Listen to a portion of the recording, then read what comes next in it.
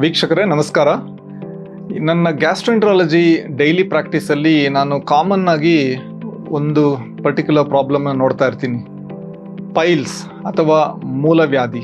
ಈ ಪೈಲ್ಸ್ ಅಂದರೆ ಏನು, ಅಥವಾ ನಮ್ಮ ಮೆಡಿಕಲ್ ಟರ್ಮ್ಸಲ್ಲಿ ಹೆಮರಾಯ್ಡ್ಸ್ ಅಂತೀವಿ. ಈಗ ಕೆಲವರಿಗೆ ಮೊಳಕೆ ಥರ ಇರುತ್ತೆ, ಇನ್ನು ಕೆಲವರಿಗೆ ಏನು ಕಾಣಿಸೋದಿಲ್ಲ. ಬಟ್ ಅವರು ನನಗೆ ಇದು ಪೈಲ್ಸ್ ಅಂತ ಹೇಗೆ ಗೊತ್ತಾಗುತ್ತೆ ಅಂತಾರೆ. ಅದು ಇಂಟರ್ನಲ್ ಪೈಲ್ಸ್ ಅಂತೀವಿ. ಸ್ವಲ್ಪ ಡಿಸ್ಕಂಫರ್ಟ್ ಆಗಲಿ, ಏನೋ ಒಂಥರ ತುರಿಕೆ, ಇರಿಟೇಷನ್ನು, ಕೆಲವೊಂದು ಟೈಮು ರಕ್ತ ಹೋಗ್ತಾ ಇರುತ್ತೆ.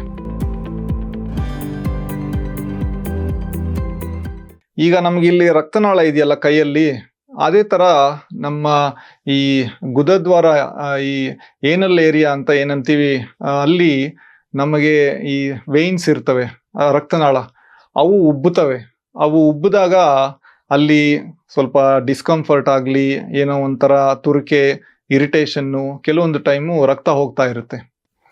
ಈಗ ಈ ಪೈಲ್ಸ್ ಮೂಲವ್ಯಾಧಿ ಬಗ್ಗೆ ಮಾತಾಡಿದಾಗ ಇದು 2 ಟೈಪ್ ಇರುತ್ತೆ. ಒಂದು, ಅವರಿಗೆ ಹೊರಗಡೆ ಕಾಣಿಸೋದಿಲ್ಲ. ಈಗ ಕೆಲವರಿಗೆ ಮೊಳಕೆ ಥರ ಇರುತ್ತೆ, ಇನ್ನು ಕೆಲವರಿಗೆ ಏನು ಕಾಣಿಸೋದಿಲ್ಲ. ಬಟ್ ಅವರು ನನಗೆ ಇದು ಪೈಲ್ಸ್ ಅಂತ ಹೇಗೆ ಗೊತ್ತಾಗುತ್ತೆ ಅಂತಾರೆ. ಅದು ಇಂಟರ್ನಲ್ ಪೈಲ್ಸ್ ಅಂತೀವಿ. ಅದು ಒಳಗಡೆ ಇರುತ್ತೆ, ನಿಮಗೆ ಅದು ಕಾಣಿಸೋದಿಲ್ಲ, ಫೀಲ್ ಆಗೋದಿಲ್ಲ. ಈಗ ನೀವು ಮೋಷನ್ ಆದಮೇಲೆ ವಾಶ್ ಮಾಡ್ಕೊತಿರಲ್ಲ, ಆ ಟೈಮಲ್ಲಿ ನಿಮ್ಗೇನು ಅದು ಗೊತ್ತಾಗಲ್ಲ, ಯಾಕಂದರೆ ಅದು ಒಳಗಡೆ ಇರುತ್ತೆ. ಆ್ಯಂಡ್ ಅದರಿಂದ ಏನು ನೋವೇನು ಬರೋದಿಲ್ಲ, ಯಾಕಂದರೆ ಅಲ್ಲಿ ಪೇಯ್ನ್ ರಿಸೆಪ್ಟಾರ್ಸ್ ಅಂತೀವಿ, ಅದು ಅಷ್ಟು ಇರೋದಿಲ್ಲ ಈ ರೆಕ್ಟಮಲ್ಲಿ.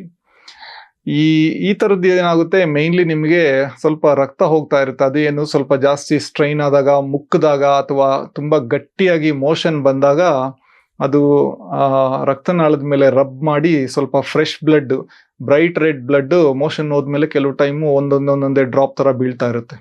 ಸೊ ಈ ಇಂಟರ್ನಲ್ ಪೈಲ್ಸ್ ಅಂತೀವಲ್ಲ, ಅದು ನಿಮ್ಗೇನು ನೋವೇನು ಜಾಸ್ತಿ ಕೊಡೋದಿಲ್ಲ. ಎಕ್ಸ್ಟರ್ನಲ್ ಪೈಲ್ಸ್ ಅಂದರೆ ಹೊರಗಡೆ ನೀವು ಈಗ ವಾಶ್ ಮಾಡ್ಕೊಬೇಕಾದ್ರೆ ಫೀಲ್ ಮಾಡ್ಕೊತೀರಾ, ಇಲ್ಲೇನೋ ನನಗೆ ಒಂದು ಗಂತಿ ಥರ ಫೀಲ್ ಆಗ್ತಾ ಇದೆ, ಏನೋ ಮೊಳಕೆ ಥರ ಬಂದಿದೆ ಅಂತ. ಅದು ಎಕ್ಸ್ಟರ್ನಲ್ ಪೈಲ್ಸ್ ಅಂತೀವಿ. ಅವು ಕೆಲವೊಂದು ಟೈಮು ನೋವು ಕೊಡ್ಬೋದು, ಯಾಕಂದರೆ ಅಲ್ಲಿ ಎಲ್ಲ ಏರಿಯಾ ತುಂಬ ಸೆನ್ಸಿಟಿವ್, ತುಂಬ ನರಗಳಿರುತ್ತೆ, ಪೇಯ್ನ್ ರಿಸೆಪ್ಟರ್ಸ್ ಇರುತ್ತೆ ಅಲ್ಲಿ. ಸೊ ಕೆಲವೊಂದು ಟೈಮ್ ಅಲ್ಲಿ ಸ್ವಲ್ಪ ಊತ ಬಂದು, ಇನ್ಫ್ಲಮೇಷನ್, ಸ್ವಲ್ಪ ಎಲ್ಲ ಉರಿಯೂತ, ಸ್ವಲ್ಪ ರೆಡ್ನೆಸ್ ಅದೆಲ್ಲ ಬಂದು ಎಷ್ಟೊಂದು ಜನಕ್ಕೆ ಕೂತ್ಕೊಳ್ಳೋಕೆ ಅಥವಾ ನಡೆಯೋದಕ್ಕೆ ಅವಾಗೆಲ್ಲ ತುಂಬ ತೊಂದರೆ ಕೊಡುತ್ತೆ. ಎಮೋಷನ್ ಹೋದಾಗೆಲ್ಲ ಸ್ವಲ್ಪ ಹಿಂಸೆ ಅನಿಸುತ್ತೆ. ಸೊ ಈ ಥರದ್ದು ಈ ಹೊರಗಡೆಯಿಂದ ಅವರಿಗೆ ಫೀಲ್ ಆಗೋ ಅಂಥದ್ದನ್ನು ತಗೊಂಡು ಯೂಶ್ವಲಿ ನಮ್ಮ ಹತ್ರ ಬರ್ತಾ ಇರ್ತಾರೆ. ಈ ಒಳಗಡೆ ನನಗೇನೋ ಒಂದು ಗಂತಿ ಥರ ಆಗಿದೆ ಮೋಷನ್ ಹೋಗೋ ಜಾಗದಲ್ಲಿ ಅಂತ. ಸೊ ಈ ಬ್ಲಡ್ ಅನ್ನೋದು ಕಾಮನ್ ಆಗಿ ಬರುತ್ತೆ. ಅದು ಇಂಟರ್ನಲ್ ಆಗಿರ್ಬೋದು, ಎಕ್ಸ್ಟರ್ನಲ್ ಆಗಿರ್ಬೋದು. ಬಟ್ ಕೆಲವೊಂದು ಟೈಮು ಬಂದು ನಿಂತು ಹೋಗ್ತಾ ಇರುತ್ತೆ. ಈ ಪೈಲ್ಸಲ್ಲೇ, ಮೂಲವ್ಯಾಧಿಯಲ್ಲೇ 4 ಥರ ಗ್ರೇಡ್ಸ್ ಇದೆ. ಗ್ರೇಡ್ 1 ಅಂದರೆ ಇನ್ನು ಇಂಟರ್ನಲ್ಲಿ ಇರುತ್ತೆ, ಒಳಗಡೆನೇ ಇರುತ್ತೆ. ಅದು ನಿಮಗೆ ಕಣ್ಣು ಕಾಣಿಸೋದಲ್ಲ. ಯಾರಾದರೂ ಎಕ್ಸಾಮಿನ್ ಅಂದರೆ ಅವರಿಗೆ ಒಳಗಡೆ ಪರೀಕ್ಷೆ ಮಾಡಿ ಬೆರಳಾಕಿ ಅದನ್ನು ಫೀಲ್ ಮಾಡ್ತೀವಿ ಡಾಕ್ಟರ್ಸು. ಗ್ರೇಡ್ 2 ಅಂತೀವಿ. ಅಂದರೆ ಏನು, ನೀವು ಮೋಷನ್ ಹೋದಾಗ ಸ್ವಲ್ಪ ಸ್ಟ್ರೈನ್ ಆದಾಗ, ಮುಕ್ಕಿದಾಗ ಸ್ವಲ್ಪ ಆಚೆ ಬಂದಂಗೆ ಅನಿಸುತ್ತೆ. ಬಟ್ ಅದ್ರ ಪಾಡು ಅದು ಒಳಗಡೆ ಹೊಟ್ಟೋಗುತ್ತೆ, ಮೋಷನ್ ಎಲ್ಲ ಪಾಸ್ ಆದಮೇಲೆ. ಆಮೇಲೆ ನಿಮ್ಗೇನು ಗೊತ್ತಾಗಲ್ಲ ಅದ್ರ ಬಗ್ಗೆ. ಇದು ಸ್ವಲ್ಪ ಕಾಮನ್ ಆಗಿ ನೋಡ್ತಾ ಇರ್ತೀವಿ. ಈ ಗ್ರೇಡ್ 3, 3ನೇ ಗ್ರೇಡ್ ಅಂದರೆ ಏನು, ಅದು ಈ ಆಚೆಗೆ ಬರುತ್ತೆ ಈ ಪೈಲ್ಸು. ಆಮೇಲೆ ನೀವು ಬೆರಳು ಹಾಕಿ ಅದನ್ನು ಪುಷ್ ಮಾಡಬೇಕಾಗುತ್ತೆ. ಈಗ ಎಷ್ಟೊಂದು ಜನ ಈ ಥರದ್ದು ತಿಂಗಳಾನ್ಗಟ್ಲೆ, ವರ್ಷಾನ್ಗಟ್ಲೆಯಿಂದ ಆಗ್ತಾ ಇರುತ್ತೆ ಅವ್ರಿಗೇನು ಅದು ಅಷ್ಟು ತೊಂದರೆ ಅನ್ಸಲ್ಲ, ಯಾಕಂದರೆ ಮೋಷನ್ ಹೋಗ್ಬೇಕಾದ್ರೆ ಅದೇನೋ ಹೊರಗಡೆಗೆ ಬರುತ್ತೆ, ಮತ್ತೆ ಅವರು ಬೆರಳಾಕಿ ಒಳಗಡೆ ಪುಷ್ ಮಾಡ್ಕೊಂಡ್ಬಿಡ್ತಾರೆ. ಆಮೇಲೆ ನೆಕ್ಸ್ಟ್ ಡೇ ಮೋಷನ್ ಹೋಗೋವರೆಗೂ ಏನು ತೊಂದರೆ ಕೊಡಲ್ಲ. ಹಂಗಾಗಿ ಅವ್ರಿಗೇನು ಅದಷ್ಟು ತೊಂದರೆ ಅಂತ ಅನ್ಸೋದಿಲ್ಲ. ಈ ಗ್ರೇಡ್ 4 ಪೈಲ್ಸ್ ಇದೆ, ಅದು ವರ್ಸ್ಟ್ 1. ಯಾಕಂದರೆ ಅದರಲ್ಲಿ ಕಂಪ್ಲೀಟಾಗಿ ಆಚೆ ಬಂದು ಅದು ಅಲ್ಲೇ ಇರುತ್ತೆ, ಅದು ಒಳಗಡೆ ನೀವು ಪುಷ್ ಮಾಡ್ಲಿಕ್ಕೆ ಆಗೋದಿಲ್ಲ. ಸೊ ಈ ಥರ ಕಂಪ್ಲೀಟಾಗಿ ಹೊರಗಡೆ ಗಂತಿ ಥರ ಇರೋದು, ಅದು ನೀವು ಕೂತ್ಕೊಂಡಾಗ, ನಡಿಬೇಕಾದ್ರೆ ಇದೆಲ್ಲ ಸ್ವಲ್ಪ ನಿಮಗೆ ತೊಂದರೆ ಕೊಡ್ತಾ ಇರುತ್ತೆ. ಅದಕ್ಕೇನೋ ಒಂದು ಇಂಟರ್ವೆನ್ಷನ್ ಮಾಡಲೇಬೇಕಾಗುತ್ತೆ. ಕೆಲವು ಟೈಮು ಈ ಪೈಲ್ಸಲ್ಲಿ, ಹೊರಗಡೆ ಇರೋ ಪೈಲ್ಸಲ್ಲಿ ಥ್ರಾಂಬೋಸ್ಟ್ ಹೆಮರಾಯ್ಡ್ಸ್ ಅಂತೀವಿ. ಅಂದರೆ ಈ ರಕ್ತ ಒಂಥರ ಹೆಪ್ಪುಗಟ್ಟಂಗೆ ಬ್ಲಡ್ ಕ್ಲಾಟ್ ಆಗಿಬಿಟ್ಟು ಅದರಿಂದ ಸಡನ್ನಾಗಿ ಬ್ಲಾಕ್ ಆಗಿ ತುಂಬ ತೊಂದರೆ, ತುಂಬ ಸಿವಿಯರಾಗಿ ಪೇಯ್ನು, ಸಡನ್ನಾಗಿ ಊತ, ಸ್ವೆಲ್ಲಿಂಗ್ ಬಂದು ಎಷ್ಟೊಂದು ಸರಿ ನನಗೆ ನೋವು ತಡೆಯೋಕ್ಕಾಗೋದಿಲ್ಲ ಅಂತ ಬರ್ತಾರೆ. ಈ ಥರದ್ದು ಸ್ವಲ್ಪ ನಾವು ಅರ್ಜೆಂಟ್ ಅಟೆನ್ಷನ್ ಕೊಡಬೇಕಾಗುತ್ತೆ. ಈಗ ಈ ಮೂಲವ್ಯಾಧಿ ಅನ್ನೋದು ಯಾಕೆ ಬರುತ್ತೆ, ಎಲ್ಲರಿಗೂ ಬರೋದಿಲ್ಲ. ಬಟ್ ಇದಕ್ಕೆ ಹಲವಾರು ಕಾರಣಗಳಿದೆ. ಬಟ್ ಮೇಯ್ನ್ ಕಾರಣ ಏನಂದರೆ ಪ್ರೆಷರ್ ಜಾಸ್ತಿ ಹಾಕೋದು. ಸೊ ನಾವು ಈಗ ನಮ್ಮ ಈ ರೆಕ್ಟಮ್ ಏನಲ್ ಏರಿಯಾ ಅಲ್ಲಿ, ಗುದನಾಳದಲ್ಲಿ ನೀವು ಪ್ರೆಷರ್ನ ವಿಪರೀತ ಪದೇ ಪದೇ ಹಾಕ್ತಾ ಇದ್ದಾಗ ಇದು ಡೆವಲಪ್ ಆಗುತ್ತೆ. ಸೊ ಎಷ್ಟೊಂದು ಜನಕ್ಕೆ ಈ ಮಲಬದ್ಧತೆ ಇರುತ್ತೆ. ಕೆಲವರಿಗೆ ಈ ಮೋಷನ್ಸೇ ಜಾಸ್ತಿ ಸರಿ ಹೋಗ್ತಾ ಇರ್ತಾರೆ, ಅವ್ರೂ ಕೆಲವು ಟೈಮು ಮುಕ್ತಾ ಇರ್ತಾರೆ. ಸೊ ಇದು ಬರೀ ಮಲಬದ್ಧತೆ ಅಂತಲ್ಲ, ಕೆಲವ್ರ ಟೈಮ್ ಲೂಸ್ ಮೋಷನ್ ಆಗ್ತಾ ಇರೋರ್ಗು ಇರುತ್ತಿದ್ದು. ಬಟ್ ಏನಂದ್ರೆ ಕಾಮನ್ ಆಗಿ ಮುಕ್ಕದಾಗೆಲ್ಲ ಈ ಅಬ್ನಾರ್ಮಲ್ ಆಗಿ ಪ್ರೆಷರ್ ಬೀಳ್ತಾ ಇರುತ್ತೆ ರಕ್ತನಾಳದ ಮೇಲೆ. ಅದರಿಂದ ನಿಮ್ಮ ಚಾನ್ಸಸ್ ಆಫ್ ಈ ಮೂಲವ್ಯಾಧಿ ಡೆವಲಪ್ ಆಗೋದು ತುಂಬಾ ಜಾಸ್ತಿ ಆಗುತ್ತೆ. ಈಗ ಗರ್ಭಿಣಿಯರಿಗೆ ಕೆಲವೊಂದು ಹಾರ್ಮೋನಲ್ ಚೇಂಜಸ್ಸು ಅಥವಾ ಮಗು ಗರ್ಭಕೋಶದಲ್ಲಿ ದೊಡ್ಡದಾಗ್ತಾ ಇದ್ದಂಗೆ ಈ ಪೆಲ್ವಿಕ್ ವೈನ್ಸ್ ಅಂತೀವಿ, ರೆಕ್ಟಮ್ ಅಲ್ಲಿ ಆ ವೈನ್ಸ್ ಮೇಲೂ ರಕ್ತನಾಳದ ಮೇಲೆ ಪ್ರೆಷರ್ ಬಿದ್ದು ಅದರಿಂದನೂ ಡೆವಲಪ್ ಆಗುತ್ತೆ. ಒಂದು 7th month, 8th month, 9th month ಈ ಥರ ಪ್ರೆಗ್ನೆನ್ಸಿಲಿ. ಈಗ ವೆಯ್ಟ್ ಜಾಸ್ತಿ ಇದ್ದು ತುಂಬಾ ಬೊಜ್ಜೆಲ್ಲ ಇದೆ ಅಂದ್ರೆ ಅದೂ ಒಂದು ರಿಸ್ಕ್ ಫ್ಯಾಕ್ಟರ್ ಈ ಮೂಲವ್ಯಾಧಿ ಡೆವಲಪ್, ಯಾಕಂದ್ರೆ ಅದರಿಂದನೂ ಪ್ರೆಷರ್ ಬೀಳ್ತಾ ಇರುತ್ತೆ ರಕ್ತನಾಳಗಳ ಮೇಲೆ. ಈಗ ವಯಸ್ಸಾದ್ಮೇಲೆ ಇದು ಬರುತ್ತೆ ಅಂತ ಎಷ್ಟೊಂದು ಜನ ಅನ್ಕೊಂಡಿರ್ತೀವಿ, ಬಟ್ ಇತ್ತೀಚೆಗೆ ನಾವು ತುಂಬಾ ಯಂಗ್ ಪೀಪಲ್ ಅಲ್ಲೂ ನೋಡ್ತಾ ಇದೀವಿ. ಈಗ ಬೆಂಗಳೂರು ಅಂತ ನಗರಗಳಲ್ಲಿ ಈಗ ಒಂದು 30 ವರ್ಷದವರು, 35 ವರ್ಷದವರು ಎಷ್ಟೊಂದು ಜನಕ್ಕೆ ಈಗ ಈ ಪೈಲ್ಸ್ ಮೂಲವ್ಯಾಧಿ ತೊಂದರೆ ನಾವು ನೋಡ್ತಾ ಇದ್ದೀವಿ. ಸಾಮಾನ್ಯವಾಗಿ ಏನಾಗುತ್ತೆ, ವಯಸ್ಸಾಗ್ತಾ ಇದ್ದಂಗೆ ಸ್ವಲ್ಪ ಅಲ್ಲಿ ಸಪೋರ್ಟ್ ಮಾಡೋ ಅಂಥ ಟಿಶ್ಯೂಸು ಸ್ವಲ್ಪ ವೀಕ್ ಆಗುತ್ತೆ, ಈ ಎಲಾಸ್ಟಿಸಿಟಿ ಅನ್ನೋದು ಕಳ್ಕೊಳ್ಳುತ್ತೆ. ಆ್ಯಂಡ್ ಕೆಲವೊಬ್ಬರಿಗೆ ಸ್ವಲ್ಪ ಕ್ರಾನಿಕ್ ಕಾನ್ಸ್ಟಿಪೇಷನ್, ಮಲಬದ್ಧತೆಯಿಂದ ಅವರಿಗೆ ಸ್ವಲ್ಪ ಪೈಲ್ಸ್ ಡೆವಲಪ್ ಆಗಿದೆ ಅಂತ ನಾವು ಯೂಶಲಿ ಸ್ವಲ್ಪ ಈ ಏಜ್ಗೆ ಅಸೋಸಿಯೇಟ್ ಮಾಡ್ತೀವಿ ಅದನ್ನು. ಸೊ ಈಗ ಸಿಟಿಗಳಲ್ಲಿ, ನಗರಗಳಲ್ಲಿ ಏನಾಗ್ತಾ ಇದೆ, ಮೇಯ್ನ್ ಒಂದು ದೊಡ್ಡ ಇಶ್ಯೂ ಅಂದರೆ ಸುಮಾರು ಜನ ಬರೀ ಕೂತ್ಕೊಂಡು ಕೆಲಸ ಮಾಡೋವಂಥವೇ ಇರುತ್ತೆ. ಸೊ ಅದು ಗಂಟೆಗಟ್ಟಲೆ 7 ಅವರ್ ಅಲ್ಲ, ಕೆಲವು ಟೈಮ್ 10-11 ಅವರ್ ಎಲ್ಲ ಕೂತೇ ಇರ್ತಾರೆ. ಸೊ ಆಮೇಲೆ ಎಲ್ಲ ಈ ಇಂಡಿಯನ್ ಟಾಯ್ಲೆಟ್ಸ್ ಇಲ್ಲದೆ ವೆಸ್ಟರ್ನ್ ಟಾಯ್ಲೆಟ್ಸ್, ಅದು ಸುಮ್ಮನೆ ಆರಾಮಾಗಿ ಒಂಥರ ಸೀಟ್ ಥರ ಇರುತ್ತೆ, ಎಷ್ಟೊತ್ತು ಬೇಕಾದ್ರೂ ಕೂತ್ಕೊಬೋದು.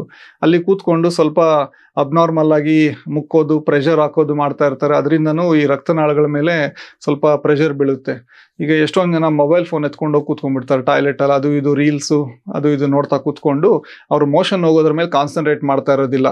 ಸೊ ಹಾಗಾಗಿ ಇದೇ ಒಂಥರ ಅವ್ರಿಗೆ ಒಂದು ಹ್ಯಾಬಿಟ್ ಆಗಿಬಿಡುತ್ತೆ, ಪದೇ ಪದೇ ಒಂಥರ ಮುಕ್ಕೋದು. ಈ ಥರದ್ರಿಂದನೂ ಈ ತುಂಬ ರಿಸ್ಕ್ ಇರುತ್ತೆ ಪೈಲ್ಸ್ ಡೆವಲಪ್ ಆಗೋದು.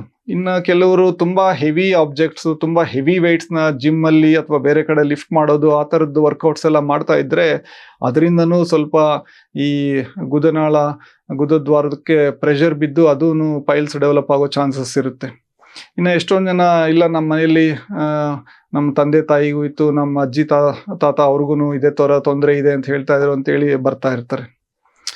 ಈಗ one of the important factors ಇದರಲ್ಲಿ ಏನಂದ್ರೆ, ನಾವು ತಿನ್ನೋ ಆಹಾರ ತುಂಬಾ ಇಂಪಾರ್ಟೆಂಟ್ ಇದರಲ್ಲಿ. ಯಾಕಂದ್ರೆ ಈ ನಾರಿನಾಂಶ ಅನ್ನೋದು ಇದೆಯಲ್ಲ, ಈಗ ಎಷ್ಟೊಂದು ಜನ ಸ್ವಲ್ಪ ಒಳ್ಳೆ ಫೈಬರ್ ಇರೋಂಥ ಫುಡ್ನ ಅಷ್ಟು ಕನ್ಸ್ಯೂಮ್ ಮಾಡ್ತಾ ಇರಲ್ಲ.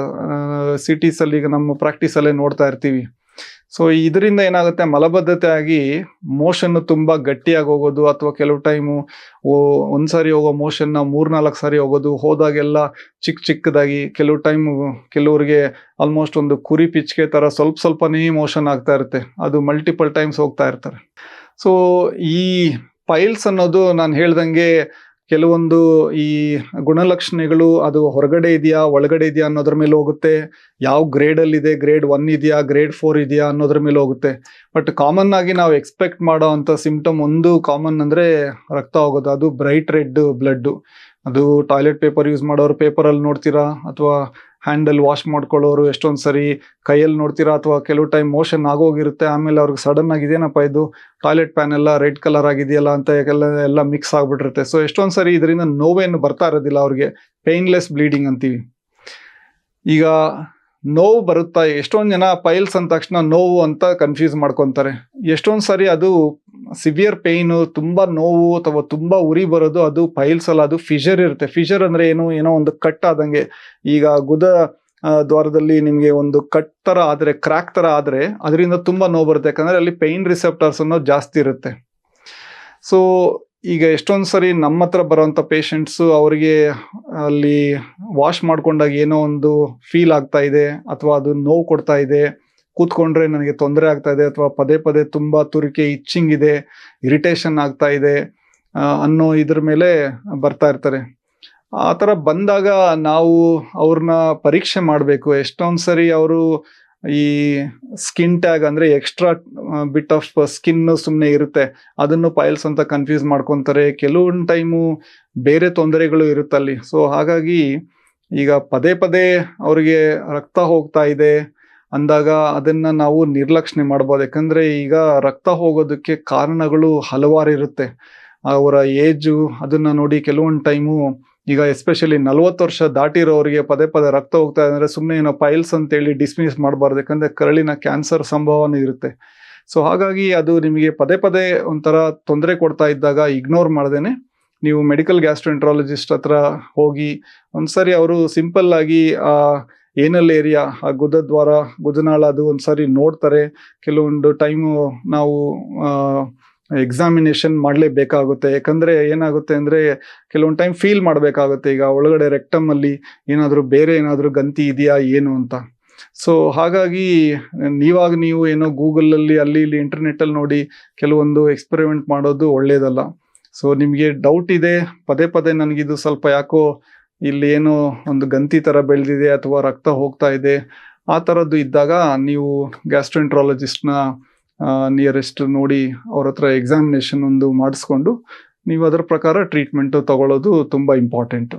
ನನ್ನ ನೆಕ್ಸ್ಟ್ ಎಪಿಸೋಡಲ್ಲಿ ಇದಕ್ಕೆ ಈ ಪೈಲ್ಸ್ ಬರ್ದೇ ಇರೋ ಥರ ಯಾವ ಥರ ಫುಡ್ ತಿನ್ನಬೇಕು ಅಥವಾ ಬಂದಿರೋರಿಗೆ ಯಾವ ಥರ ಫುಡ್ ತಿಂದರೆ ಸ್ವಲ್ಪ ಅದು ಇಂಪ್ರೂವ್ ಆಗುತ್ತೆ ಅನ್ನೋದ್ರ ಬಗ್ಗೆ ನಾವು ಡೀಟೇಲ್ ಆಗಿ ಡಿಸ್ಕಸ್ ಮಾಡ್ತೀನಿ.